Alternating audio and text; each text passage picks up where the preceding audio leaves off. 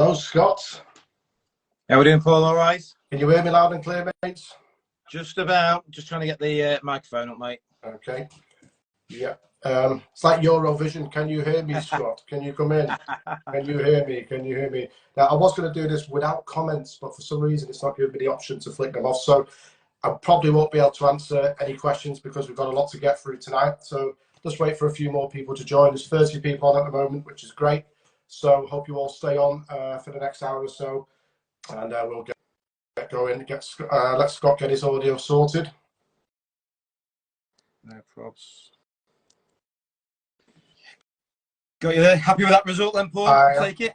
I am indeed. I just come from watching it. So yeah, another goal for Hoyland as well. So yeah, absolutely delighted with that.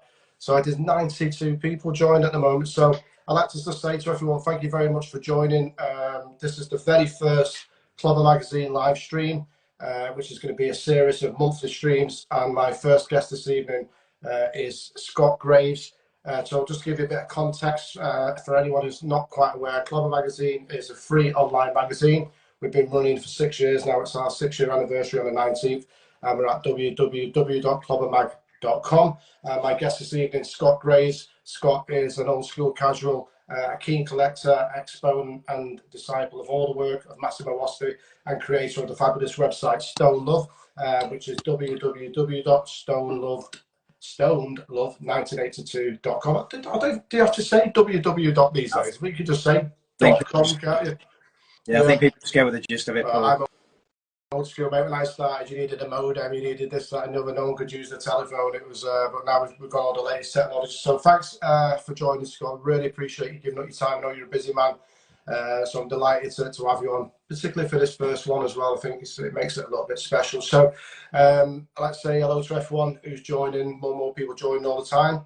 So we've done the intro. So for me, Scott, you're an old school casual guy. You've been around for a long time. Obviously, you've got this huge following now on Instagram and Facebook, which is fantastic. But I want to go back to where it all began for you. Where did you sort of start to arrive at this place? Where did you get into this scene all them years ago? It started for me. I mean, basically, I'm from, although people see a lot of the posts on there, obviously following Everton all over, but I'm actually from Cleethorpes, seaside place, obviously adjoining Grimsby there.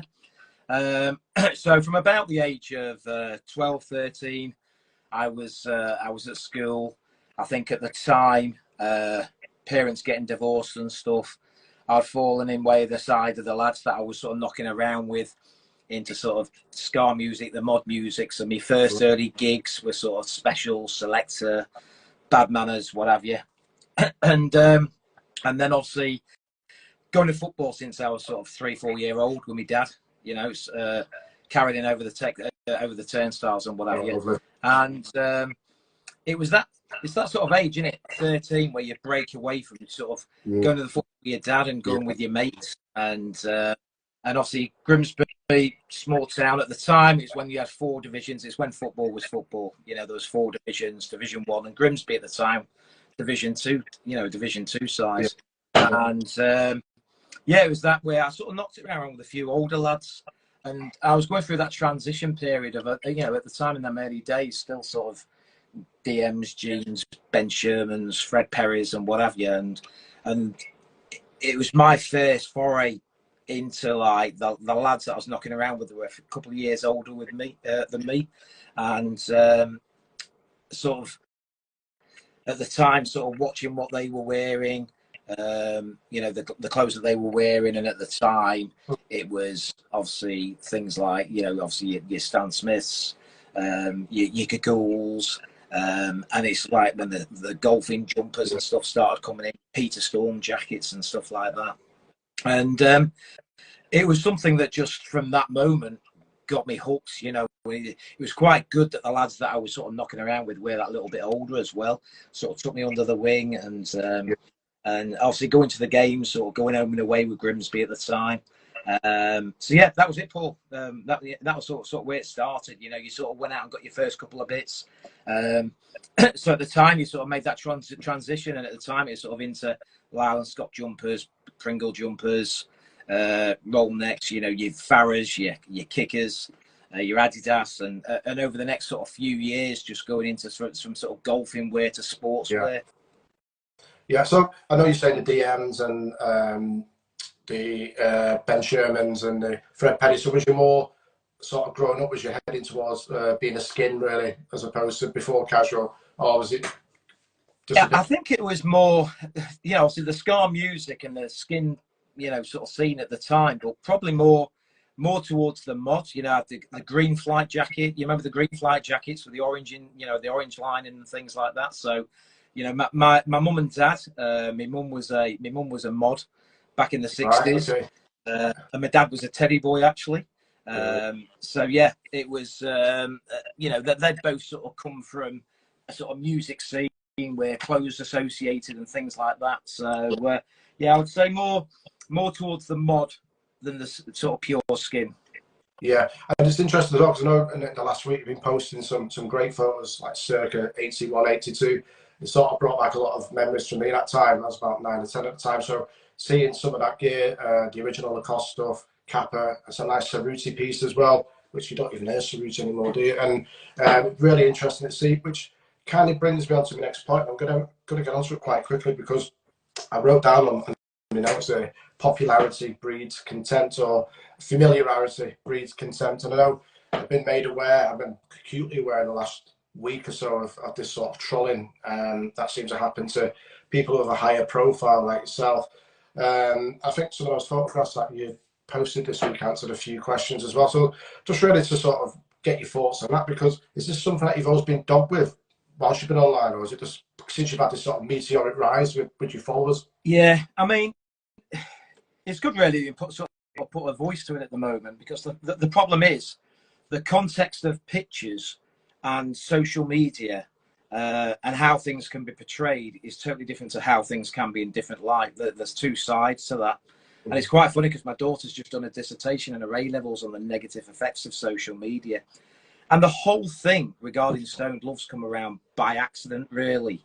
So in terms of the Instagram page, it started off just as my page. There were funny pictures on there, football games from years ago.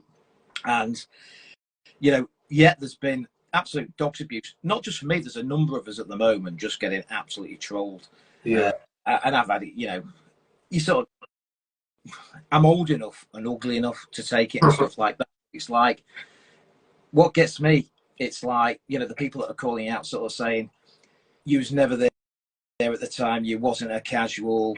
Which is why I think a few of us have been banging older pictures on this week to say that we're a casual. Now, I know I've got the website on there, and the marketing company that I work with through my day job is a great marketing company. They built the site for me. I've not got time to mess around with that. But I let them add in the word of marketing, creativity. Yeah. And they sort of put this site together. And I know, and I sort of said, I don't want to take it too seriously. The main point of doing that site was about having places. I mean, the main point of it is having resellers on there that are sort of trusted resellers that people can go to. Because I know I've been ripped off in the past, as I think, most people have. You think there's a genuine article, you think somebody on eBay is a genuine person, and, the goods don't turn up, the goods are fake and stuff like that. And that was the purpose of putting something together, because I've met some great resellers over the years. So the Instagram page, it started, and you'll get the stuff. I've had it this week. Some fella saying, you're not even from Grimsby. I've been asking around Grimsby. You're not from Grimsby. I've got a birth certificate and school records, and even probably a couple of police station reports to show that I'm from Grimsby. I mean, it's where they get this stuff from. Now, within that website, Paul, there's a lot of satire with it. I mean, look at the word satire, sense of humour. I've got a sense of humour. So where it says, with the marketing company in the foot, top boy this and blah blah blah, let me go on record now and say, I don't claim to be a Bex or a Yeti as a #1 football hooligan. It's satire. It's like, I don't claim to be this. I had one yesterday, and it's like, you claim to be this know-it-all. I'm not a know-it-all at all. I'll tell you now, as you know, Paul, we've been at a couple of social events together. There's people out there that have got far better collections than me. There's people out there that, from the off of probably Stone Island all the way through, Okay, so I'll go on record now and say, yeah, there's people that know loads more than me. You know, it's, to me, I've traveled that journey. I've always had that interest in clothes, you know, from the beginning of sort of getting 3 jobs at 14-year-old, you know, and I'm sure we'll touch on it where you travel the country, sort of going to buy your clothes, traveling abroad. 3 jobs at 14-year-old, grafting for it. You know, I've had one this afternoon calling me a credit card casual.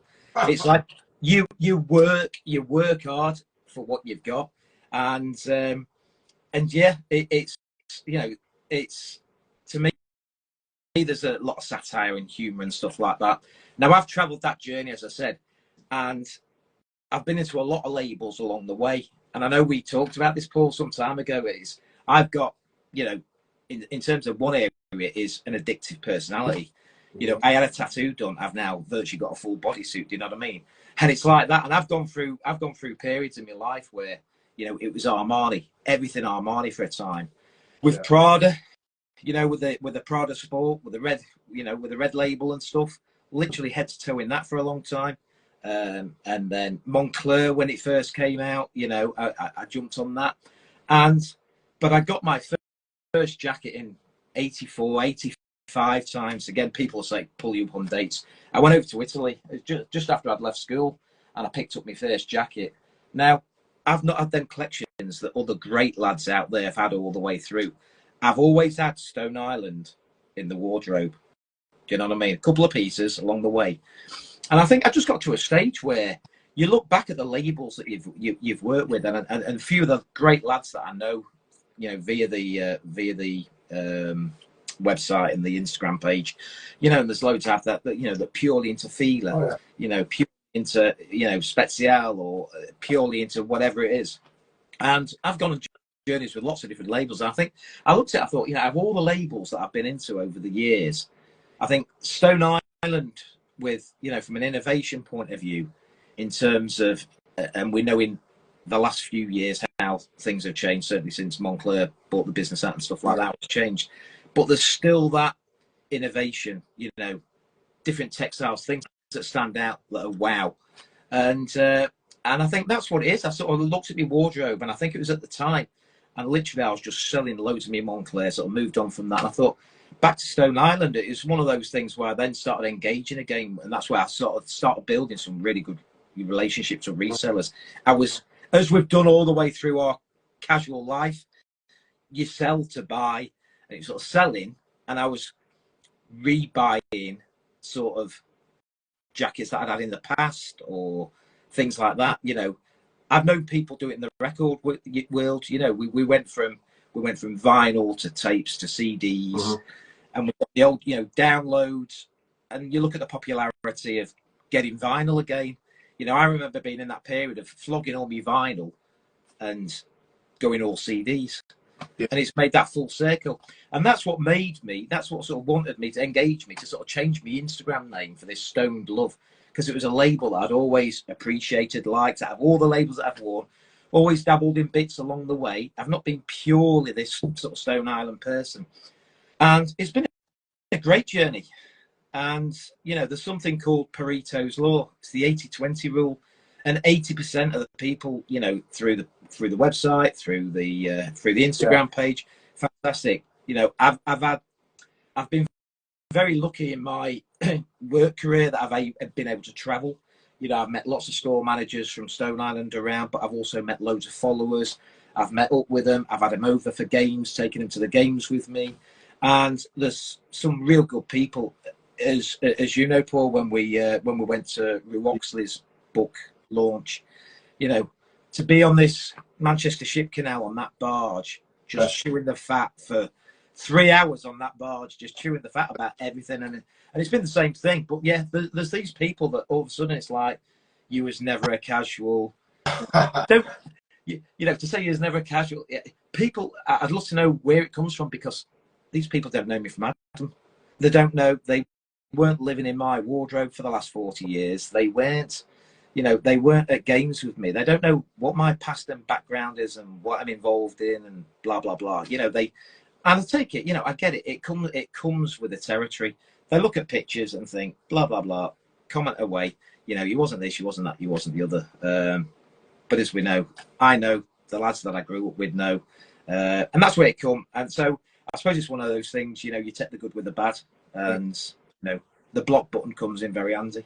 It does. I mean, and I think when I spoke to you last night, I said it doesn't matter if someone comes along in the last 4 months who suddenly discovers Stone Island or any other brand and goes at it 100%, love it, they're buying it, they're posting pictures everywhere, suddenly they're gaining followers on Instagram, build a website. What's wrong with that anyway? And I think some of the photos that you put up this week are definitely sort of nullified some of the horrible things, but I'm sure you'll get these ones who go, wow, was you wearing a Stone Island coat then in 1982? Who was?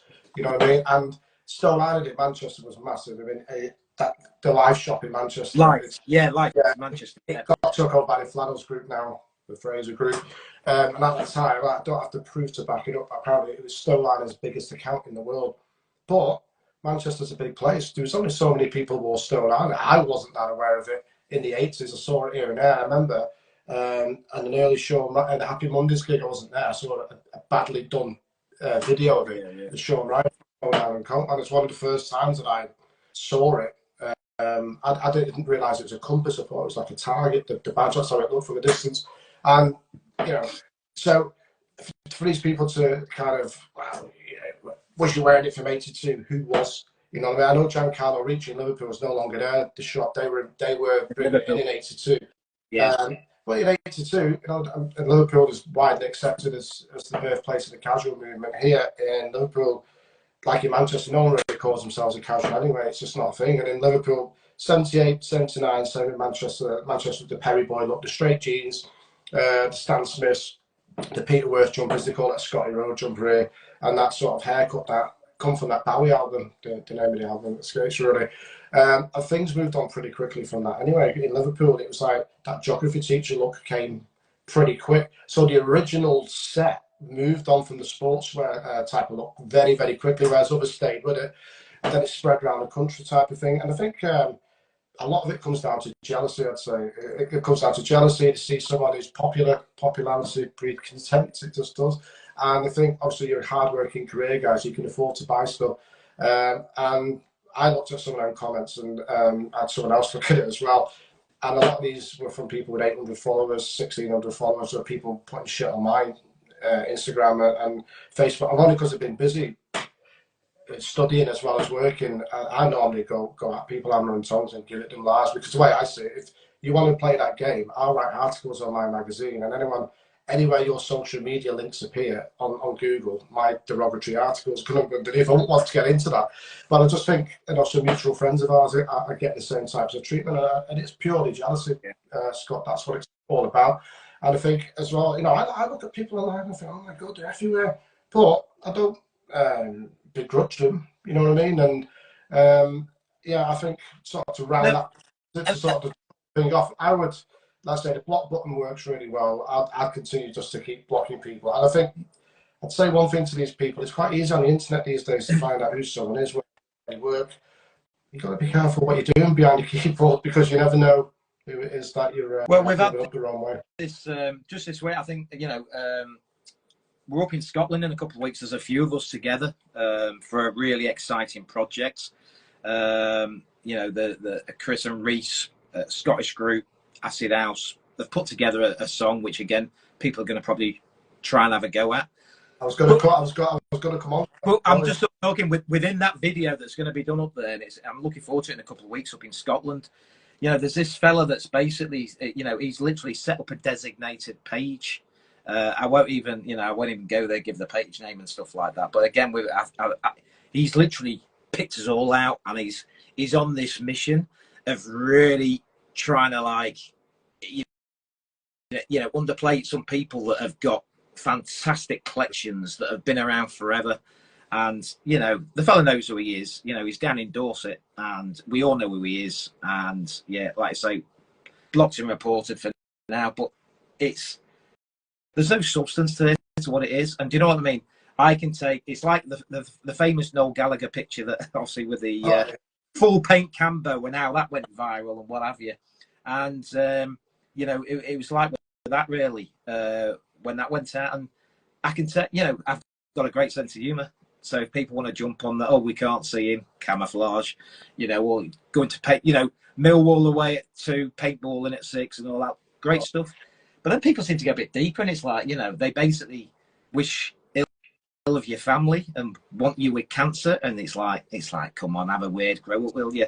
But to go to the actual place of actually putting a page together to pick people out and, you know, Photoshop and AI, everything that's going on there, it's like unbelievable.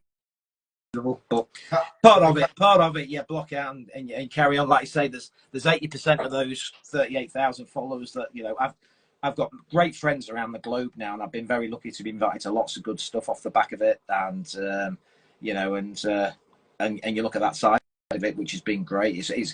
It's given some great friendships. You know, it's as we know when we first met, Paul. Yeah, of course. And sort of to round off from that as well, you're a busy guy. You work. I'm a hard-working guy, so whoever's done that's got a hell of a lot of time in their hands, because if I'm not working, I've got a full family life here. We've got grandkids, you name it. Yeah, you know, have the odd meal and have the thing of going all day and stuff like that. So yeah, I think they've got far too much time in their hands. And again, like I'd love to spend more time and develop a site, and I've got projects in mind what I'd love to do, but I've got a job that takes me away a lot of the time, and it's you know, this old credit card casual and stuff. It's like I graft hard. I spend a lot of time from home having to work hard as well. I don't have a qualification to my name. I was kicked out of school, but I've built a decent career, and that's a work ethic that's been installed with me. It's you know, and you know, literally from the off, you know, 3 jobs at 14 because I've always loved clothes. Yeah. I remember my mum visiting me when I got my first house, and literally fridge is empty, wardrobe's full. You know what I mean? It's like take your priority. I've always said that it's like going to lose a job. You know, your first priority should be, I'm going to pay the mortgage. And I'm like, I'm going to buy me clothes. Yeah.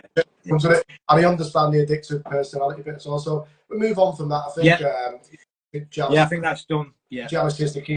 So I'm going to ask probably the most stupid question, because if someone asks me this, I'm going to why we're here. But I'm going to say, why Stone Island? Because I know why I love it so much, and it's such a big part of your life. So to you, why Stone Island above all these other brands now?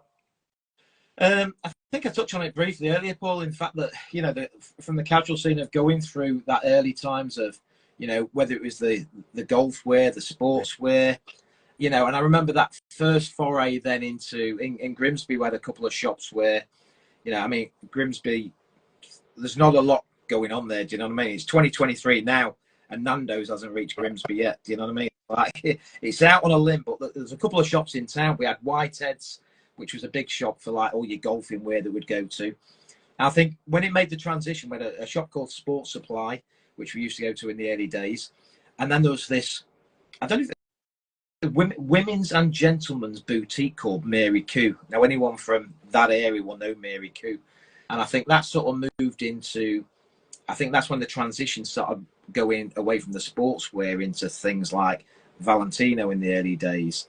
They did Jaeger, they did Pierre Cardin, Valentino and Armani. And you went on that journey. And this transition through, and as I said, you've gone through all these waves of different stuff, and then new labels arrived, you know, with your Pradas and stuff later on that people got onto. But as I said, I've got friends in Italy. I've got friends in Florence, and I went to Italy. You know, I'm not going. Don't quote me on it. Early mid '80s, and literally picked up this first jacket just through being in Italy quite a bit, which I still go. I still go a couple of times a year now to see friends over there, and watching what they were wearing. I've always had a fascination with Italians and style, and as we know, a lot of the labels, whether it is sportswear or whatever, a lot of it's come from Italy. And that's where I picked up this first, you know, this first cream jacket. Again, don't quote me on the name of it, because you literally had a sportswear number inside it. You know, you didn't have a description like you get and everything like that today. And I remember I sold that jacket to a lad called Danny, a West Ham fan that I know. He's down in London. I had it for a few years. Oh, no, that was the one that I swapped for an Armani jumper. It's the second one I sold to this lad down in London. But I think I've always had pieces. And that's what I mean. Nowhere, when people say you make claims to be, I don't make claims to be anything. My Instagram bio says, a lad from the north, grown up on subculture of fashion music and what have you. I'm not claiming to be anything, but I always had bits of Stone Island, and they were always within my wardrobe. It was always them pieces that they were special. They were a bit different, and we touched on it. You know, we were talking yesterday about innovation, dyeing techniques, you know, the colours, the cuts, everything about Stone Island was just, you stood out. You felt like you stood out, you know. And so, as I said, there's always been bits, and it might have been 3 or 4 pieces at a time going through the years. And it was probably before this real new popularity kicked in of, like, you know, American rappers and Man City managers and everyone else. You know, it was like you look back at it and you look at what you had, and still had a couple of pieces in my collection and stuff like that. And I thought, well, it is that addictive personality that triggered it again. But it's like, you know what, Stone Island's something that, and literally I started offloading. My friends will know this from all the Montclair that I was flogging at the time. I'd gone through that journey, you know, I'd come out the Prod, I'd gone through the Montclair, and I was selling that, and I got back into it, and as I said, started buying pieces back. And it was that, because there's bits that you had, and as we said yesterday, Paul, it wasn't a case of you don't just offload this stuff. You're swapping it, you're selling it, you regret it. There's pieces that I'm glad to get rid of sometimes, but there's pieces that you regret it. Why did I flog that jacket? You know, it's like, you know, so it sort of settled by accident. I started posting a couple of pictures, a couple of people got in touch on there, and that's when I changed whatever the generic name of my Instagram was, probably just my name or whatever, and created this sort of Stoned Love. You know, the Stoned Love. I've got been big into the music as well. Stone Roses. You know, I've got a half leg sleeve on the Stone Roses tattooed on my leg. It shows up on some pictures. You know, Stoned Love from the Supremes. There's a big connection there. Sort of pulled it all together, and I never even set out to do it. It literally happened by accident, if you know what I mean. Okay. But as I did it, I started engaging and getting in touch with people from all over the world, and yeah, it just built that real sort of passion in me, really, to sort of re-engage and think, right, so yeah, you know, my missus has a big go at me. It's like, you know, there's other clothes labels out there, and again, it's that thing of getting, fashion is about being an individual. Of course. Yeah. We go, you know, fashions go through journeys, labels have popularity, but it's like, what I want to know is what comes from people, the negative side is like, where is this textbook of what you should be wearing that stamps every part of being a casual? Yeah. Because, you know, someone pulled me up on a picture the other day. Yeah, you got this picture and you've got a diesel carrier bag in your hand. I just bought some boxer shorts. In fact, I've got diesel boxer shorts on now. If I buy boxer shorts from Diesel, does that not make me a casual? Have you got to have a tick box for certain things? Now, I do a lot of cycling with wide legs and stuff, so you're funny with jeans and stuff like that. But you've got to wear Adidas. The latest thing is like On Cloud. Their trainers, absolutely love their trainers. Do a lot of walking, brilliant trainers. Pulling to pieces because, you know, I've got over 100 pair of Adidas on this back wall here. It's like, because I'm wearing On Clouds, I'm not a casual, or I'm fake this and fake that. So yeah, it's quite bizarre. Really. I'd love to know where this textbook is that you're accepted by people because you have this haircut, this.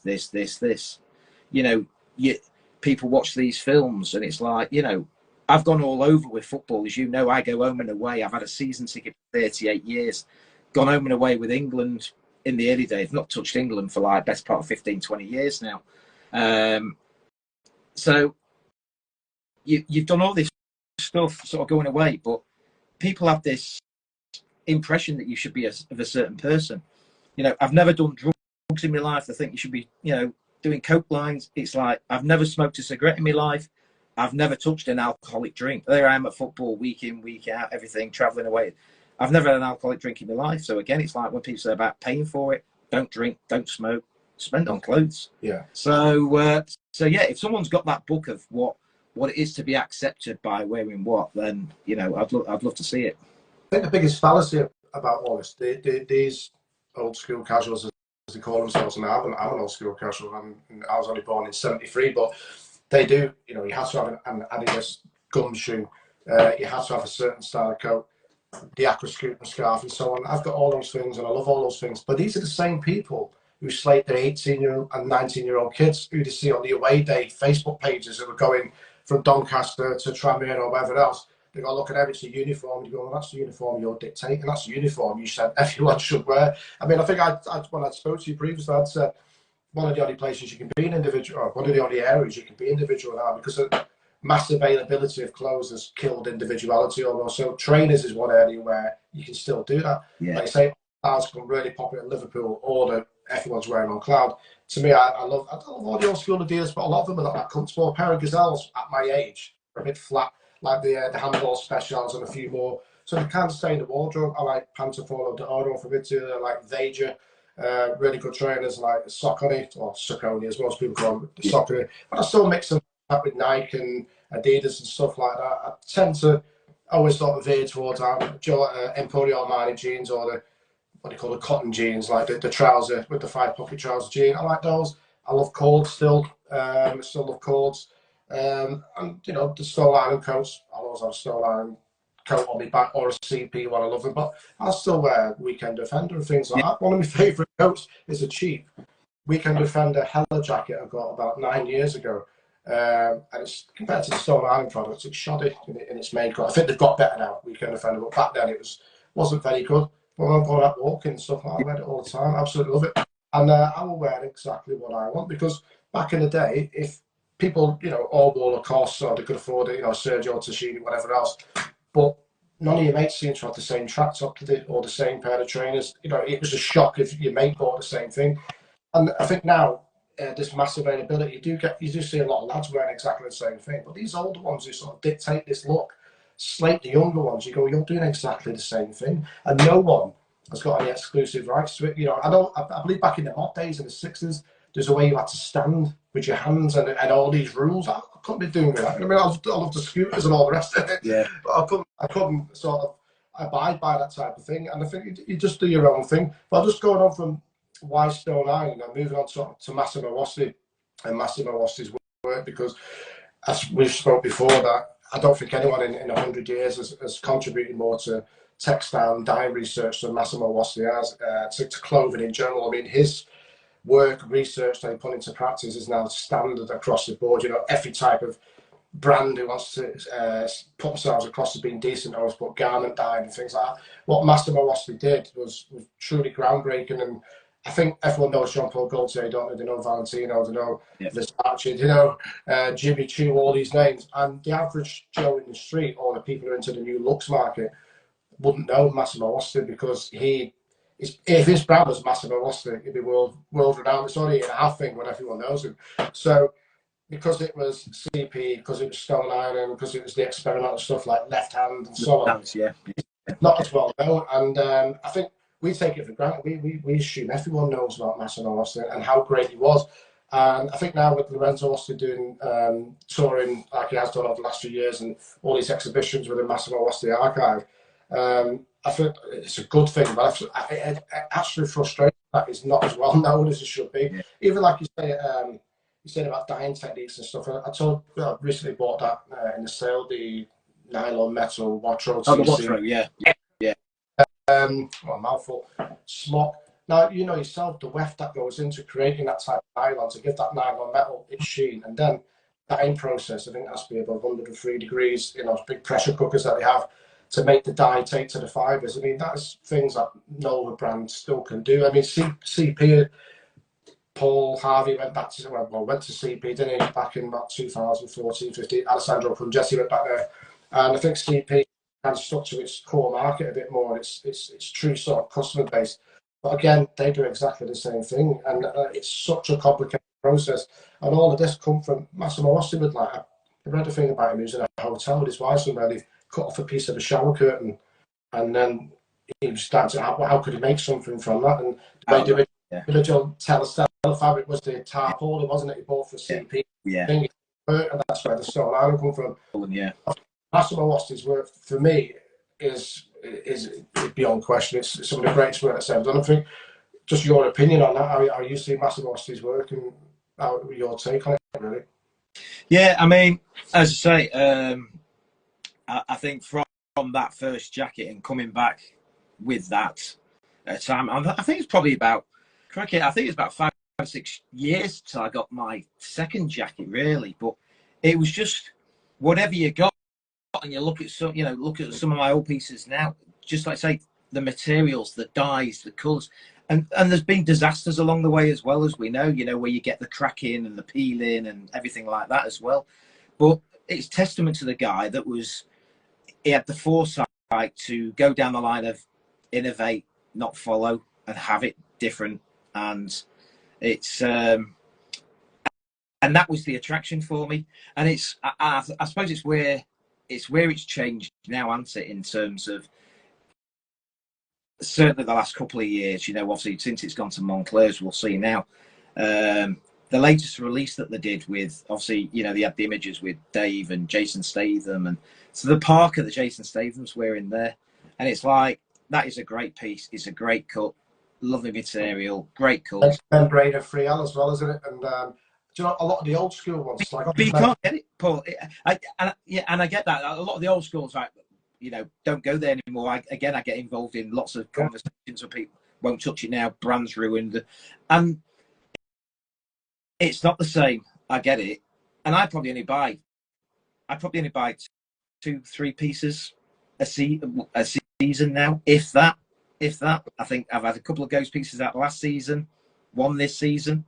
So there is some 1 or 2 nice pieces, but the fact that the brand's now gone for mass produced, so that one that Jason Statham's wearing, the shop in London there, the flagship store, has got one in a size medium for the store. They put one in there, but they'll have thousands of red, green, blue, yellow, turquoise, just round neck polo sweatshirts with a badge on that they just flood into. As we know, we've had this conversation, they flood it into flannels, crews, 18 Montrose, everywhere like that. You've got the outlet now at Bicester, and it's just, and I just wish they'd sort of, as you know, I went over to meet Carlo last year, and it's one of the things I said to him in our conversation about, you've got to remember who kept this brand going for years, because fashions they come and go, and it's popular, and it seems to be everywhere at the moment. But don't forget them people that have been with a brand for 40 years. Yeah. You've got to still remember your roots and stuff like that. And obviously, I think it's out of certain people's hands to a degree, because it's about. I saw how Moncler changed from the early days of Moncler, because again, the Asia market is just a massive area.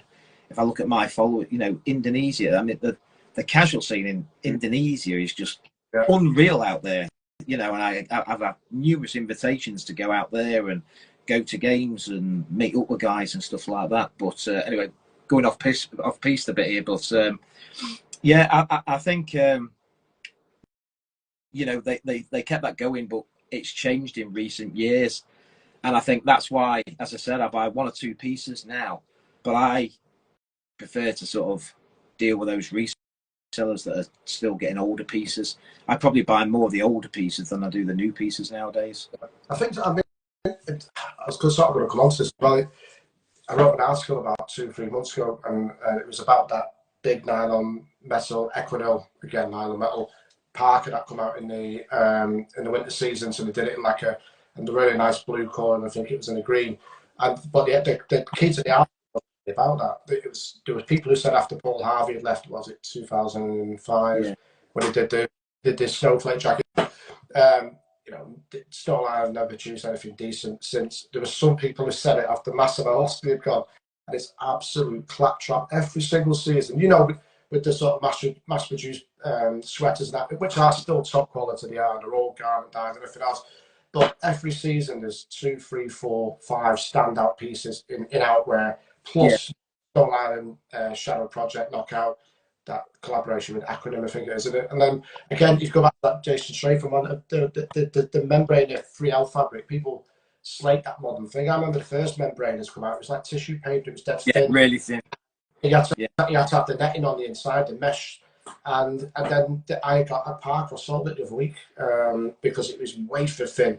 and it should have come with a mesh. And then, but in the last couple of years, it's gone into that thicker style of 3L membrane. So I bought a lovely purple field jacket, again in the sale. We'll come on to the flannels bit in a minute, how you play flannels. So it's a lovely, lovely coat. So I'll wear the new stuff, because when I moved to Liverpool, up until I was about 32, 33, I was very slight. I was only 10 stone.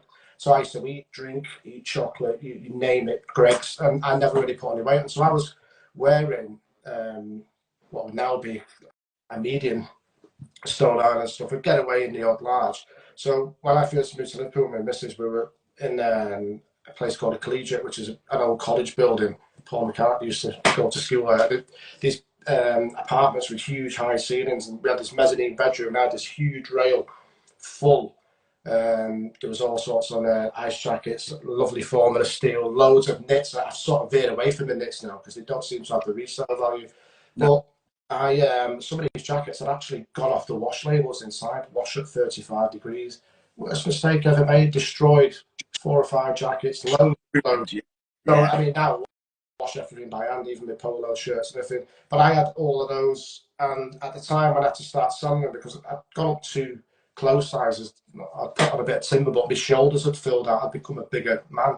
So they had to go because they were just in my wardrobe. Some of them were a bit knackered as well. So I just decided to sell them and replace them with newer things. And it was heartbreaking at the time, but now I find it easier to sell something. So if I see something that's a grand and it's one of those, Liam Gallagher wears it and you've got to buy it because they're going to sell out tomorrow. Nothing else really sells out, does it? You know, it's in the rails. I'd sell something I've not worn for a few years to pay towards it, because I'm not a millionaire type of thing. But I think coming back to that point, anyone that tries to suggest that Stone Island don't make anything decent anymore, like they do with CP, they're talking for the backside, because again, every season do these standout pieces that you just got to have. Yeah, I mean, I'll tell you what I've liked this last year was, well, obviously in the summer just gone, was the Marina range that was launched. And again, I'm like yourself, I'm an XL now. Yeah, and I've got a few larges. There's a few pieces I need to move on now because it's like I just can't get in. And that's the thing with my collection. I don't just sit here and look at it. You know, I wear it. But like literally, I'm mediums in the Marina range because of the range. But I love the way that they've brought up back that boxy fit, that sort of late 80s, early 90s boxy fit to the Marina jackets. And yeah, I did get 3 or 4 pieces out of that range. It's probably all I did get in the spring summer collection in terms of the Marina stuff, because I thought it'd just gone back to that boxy fit. It's a lovely feel as well. I go back to that massive availability thing, because this is where flannels are absolutely kicking themselves in the bollocks, mate, for want of a better term, because they've wiped out most of the independents on the high street. The Fraser Group, they bought for it. However, they go to Stone Island and they take everything start. So I knew that I would run Giancarlo Ricci, so he told me how it works. Because Stone Island was giving him less and less stuff each season, because they said, if you're going to take them, you need to take X, Y, and Z. And he said, no, my customers are not going to buy them. So bit by bit, he was getting less and less. Flannels would go in and say, we'll take everything. Absolutely everything. So, like you know yourself, I'd always go back to the Liam Gallagher thing. If Liam Gallagher's photographed wearing it like he was in that Shadow Project one at Glastonbury in 2018, whatever, it sells out in a day and it's been sold for 4 times the price on eBay. But what happens with flannels now, they buy that much stuff. I'm glad that you brought up the Marina stuff, because the rails are still full. I thought those the ones you're talking about was the Ripstock Prismatico ones with the and I thought they would sell out. They're still on sale now. I know. On the website in a few colours. They couldn't even sell those out. So at the CP rails that I watched to the flannels in Liverpool on my lunch break a couple of weeks ago, I was shocked, bulging they were. So there's that much of it, and I think they're going to get real trouble, flannels of that group, because you cannot. That's not. It's not sustainable, is it? And it's only so cheap they can sell them. We've got to get the money back at least. So I think this mass availability thing, I think it's going to come full circle on them. And I think as well, looking at Stone Island, I've seen that video they've released in the last few days. It's called The Compass Inside or something. Right, yeah. They're really aiming now at that Lux urban market, the sort of roadman market in the UK, and the similar, its equivalent in America and so on. That's great, because I think when these sort of lads and girls are wearing it, they're wearing it in a different way to the casuals do, and it's a different type of look. But I think they're basically sticking 2 fingers up at the likes of you and I and say, this is our future. And I think in the UK, if casuals stop wearing it, Stone Island would collapse here in terms of sales because they'd be left with that roadman market, which isn't enough. And you get these student kids who play through home, you know, go to the bedroom, they have those pictures tucked out in the pub, stuff like that. I've seen one punching, shadow boxing in the mirror. It's like that. Yeah, that's gone round quite well, hasn't it? Yeah. I think really needs to remember who their core customer base is. But this mass availability at flannels. I mean, the original flannel store at L1 Liverpool wasn't that bad. It was a free story thing. I knew the lads who worked there. They knew exactly what you'd want when you walk in and stuff. The new one is a huge department store. It's all perfumes and that's what they've done, isn't it? Sheffield, Liverpool, you know, that they're doing it down here, and just even using the old House of Fraser outlets as like just 4 stories and putting everything in there. So it's that old adage of shopkeepers in it, sort of buying bulk, selling it cheap. Oh, it is. It's all permanently on sale, and like you say, it makes you wonder where the future is really, because like you say, I think people will move on again, and then there'll be, like I say, I think it's you know, Asia's a massive area, the US is a massive area where they're trying to invest and go into and stuff like that. But you know, old Mike Ashley is going to be sat there with one hell of a lot of stock in his hands, and it's what happens, and it'd be interesting to watch where that goes over the next couple of years. It will be. I mean, and that brings us to a bit of a point about it, because again, the flannels game, I used to be, if something new come out for a new season, it could be an overshirt, a jacket. The minute it went on the website or in the shop, I'd go and buy it. And so like the spring summer stuff, to get a few pieces in January, I'd run to the shop and get it. And now, unless it's going to be one of them, you know it's going to sell out. Because at the time, you go and you go, we've only got 2 in each size, and if you dillied and dallied, you go back 2 days later, it'd be gone, and you couldn't get it. And now I just look at it and think, oh, I'll wait 5 months. I'm not in a rush. I just said that Parker with Jason Statham in it. How can you have a flagship store in London and they have 1 medium? Oh. You, as manufacturer, you literally send 1 medium to London. Off you go.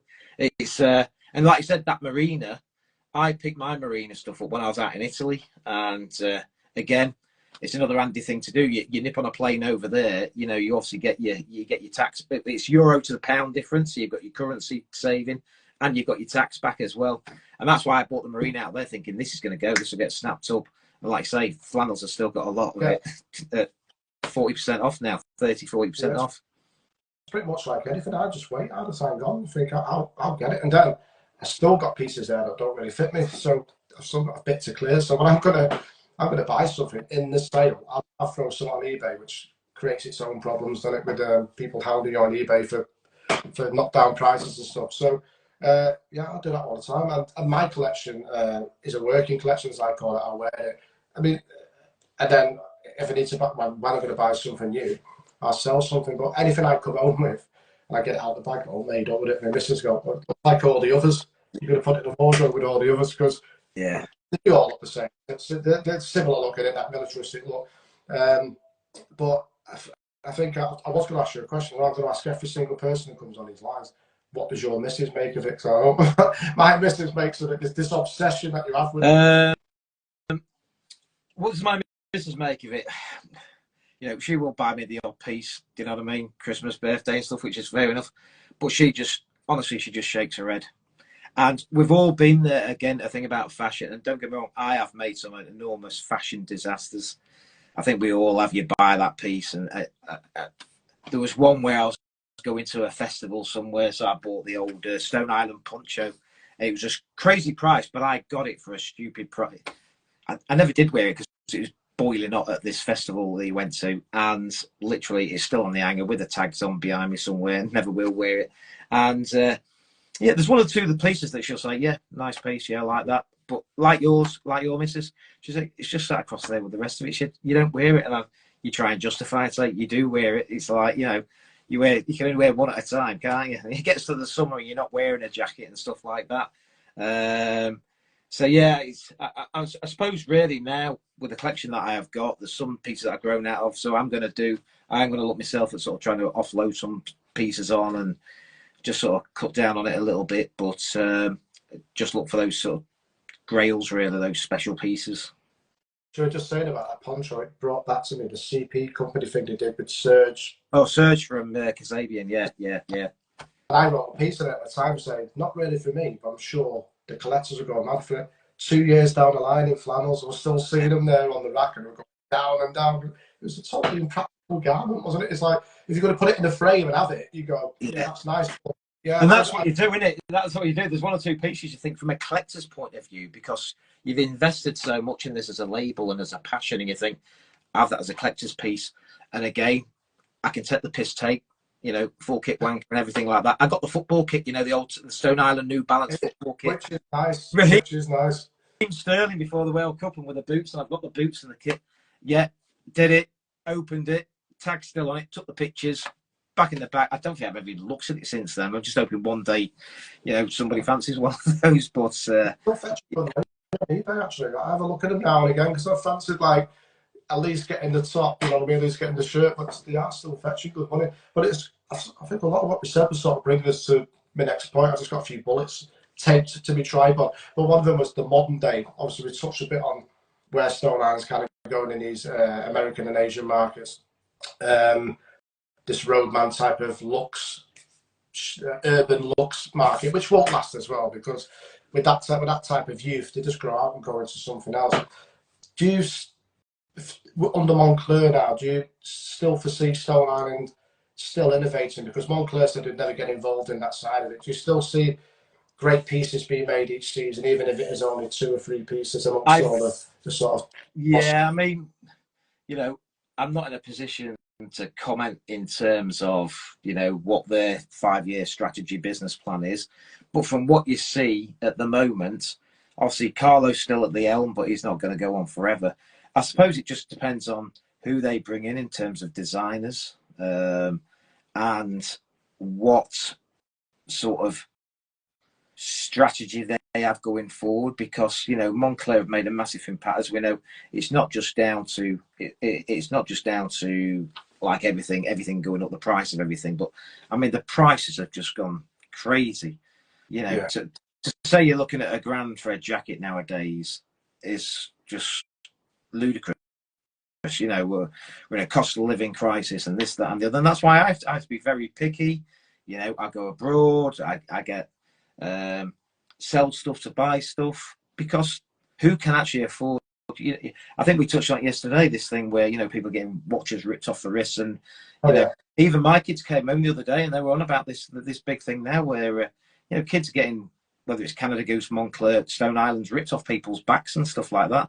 Reminds me, like, you know, we say it's nothing new, is it? I mean, it's been around in the 80s when taxing went on, as it was called, you know, and I got jumped by a load of Geordies once, Newcastle Grimsby game, and I had literally me lovely Fila tracksuit top ripped off me by about 20 lads. But yeah, it's you know, it's crazy. You know, the prices, sorry, and the markets, the vision where they want to take it.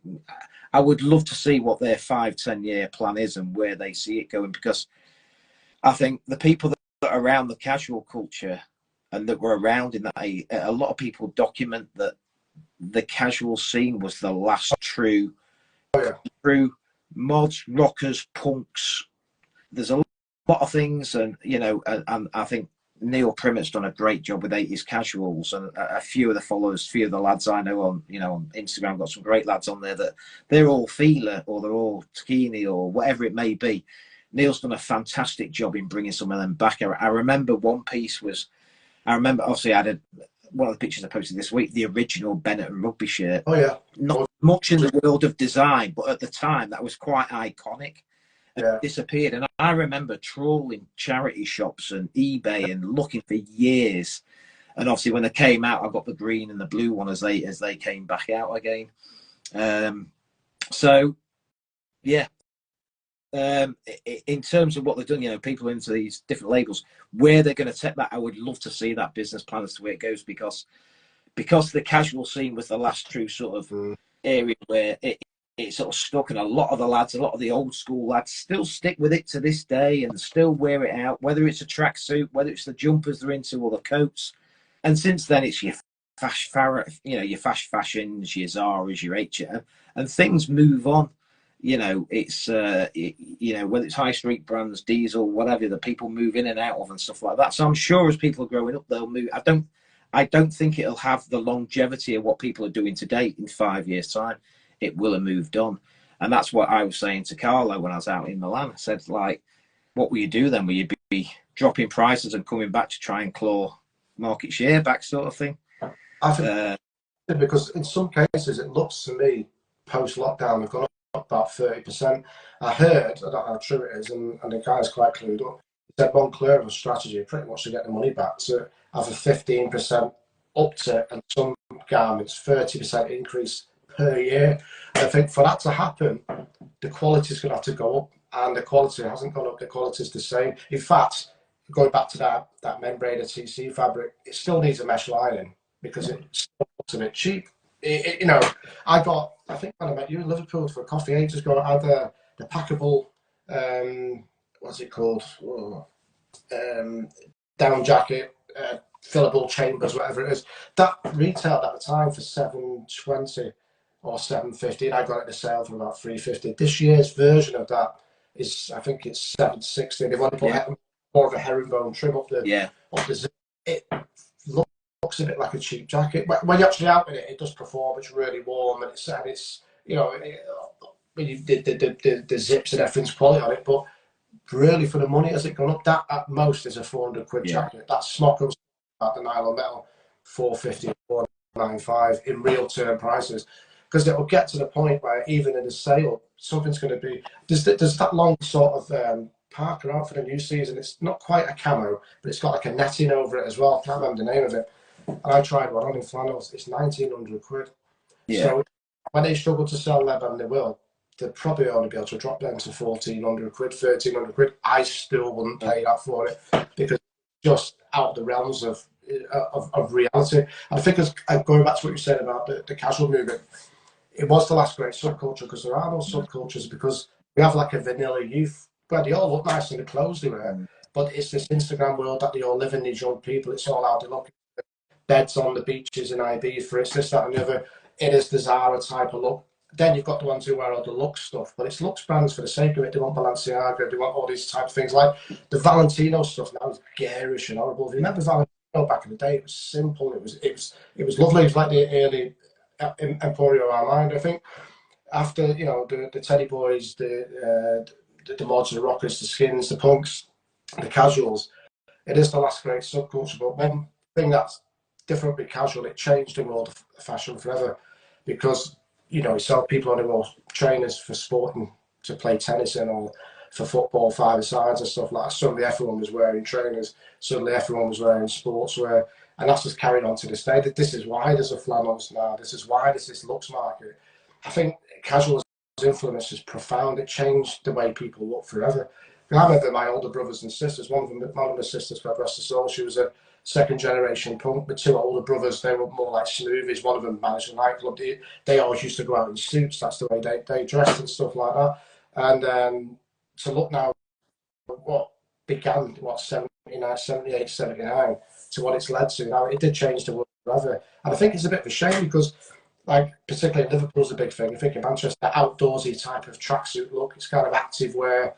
There's loads of brands, Monterex and stuff like that, but they all wear the dull colours, the greys, the blacks.